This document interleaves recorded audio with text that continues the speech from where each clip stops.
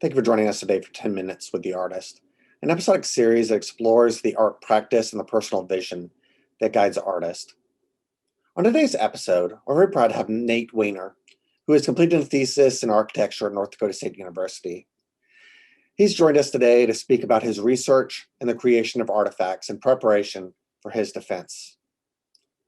Nate's artifact, Cultural Sustainability, explores if culture is the lifeblood of diversity and human connection through an examination of historical resources at Bears Ears in Colorado. Can places, symbols, and even empty spaces bridge the gap between the distant past and this very present situation? We'll discuss this and more on 10 Minutes with the Artist.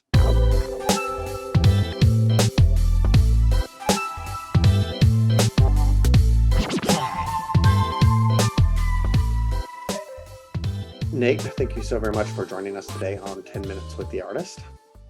Thanks for having me.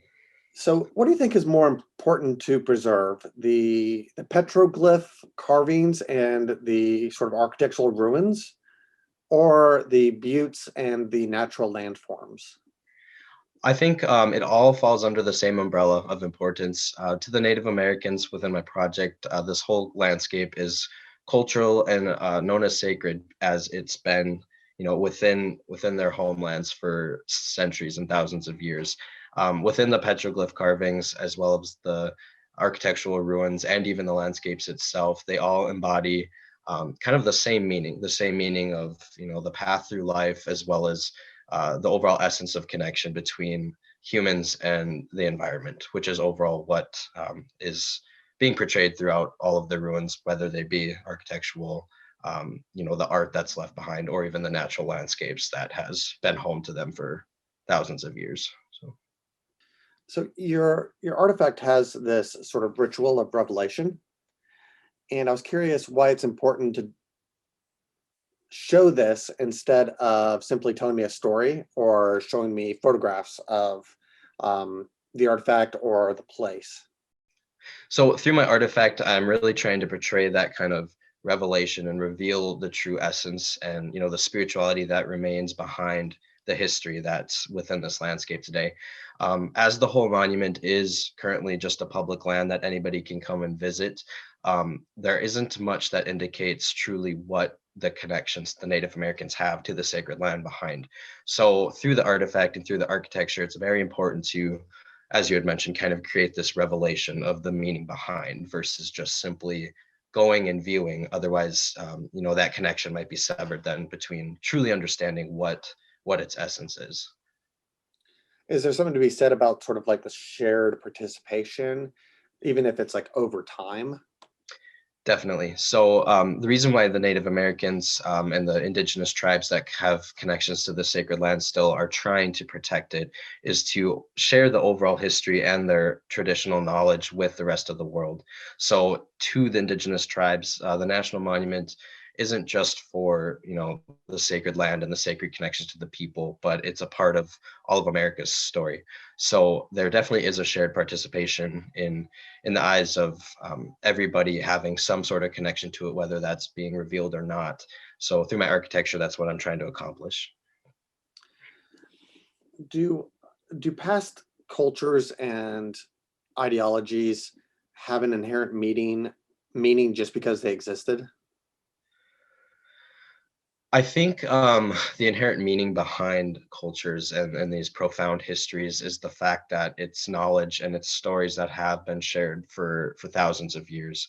So the essence behind it then, creates it as these important elements of the past, something that should be shared and should be sustained throughout the future. Our country itself, America, is just a melting pot of different cultural identities, all of which make up the story of how we got to this point anyway. So I think back about how different cultures may have destroyed or built over things from the past. It was a way of reconstituting or changing a value system and saying what's here now is vital and important.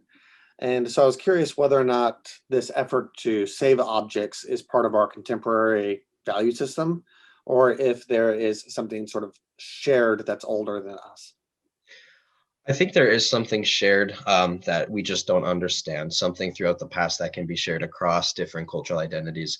I think, the point of my thesis is to kind of bring about an awareness of its importance. I think that's an issue that we have with our contemporary, mindset of, this culture is old, it's ancient, it doesn't exist as we know it to exist today. Therefore, it's not as important to preserve, but there is kind of a shared participation, a story of our connections to the environment that is present throughout these historical remnants. So it's an idea that I'm trying to convey throughout my thesis and my architectural creation, is that in our contemporary world of so easily destroying these resources and deeming them as not important, they truly are important, and it's something that not everybody recognizes right now. At the end of our conversation, we'd like to ask a few questions about your sort of creative explorations and sort of your work ethics. So I was curious, what time of day you feel like you're most creative? I'd say I'm probably most creative in the morning, maybe around 9 a.m. Before the day gets bogs you down of all that it has to throw at you.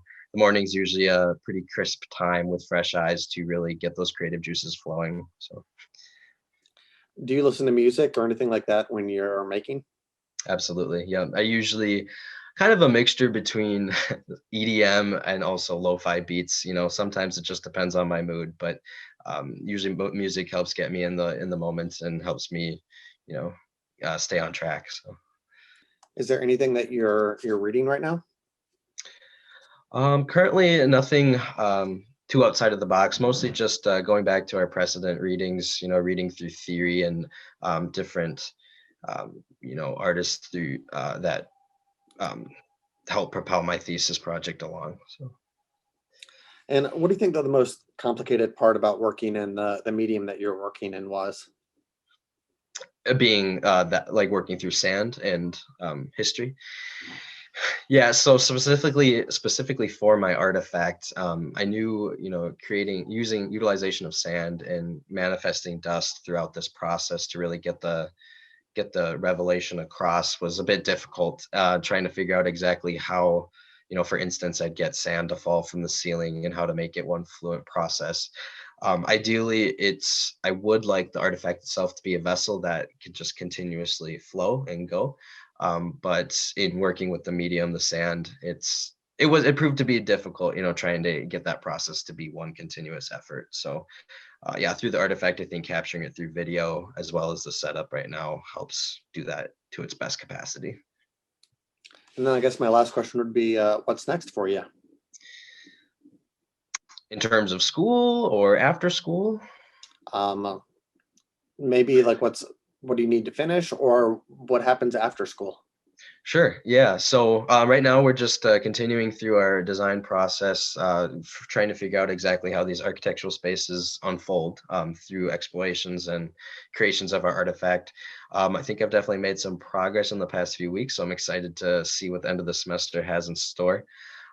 As for the future, I'm just looking forward to continuing my career and working through potentially historic preservation aspects or issues, as well as sustainability work and really pushing kind of what the future needs in terms of design. So Cool. Well, thank you so very much, Nate, for your time. And I'd also like to thank everyone here for watching, for your time and your interest in the professional practice and the creative explorations happening here at North Dakota State University. So thank you all, and for everyone here at the Memorial Union Gallery, keep creating. thank you.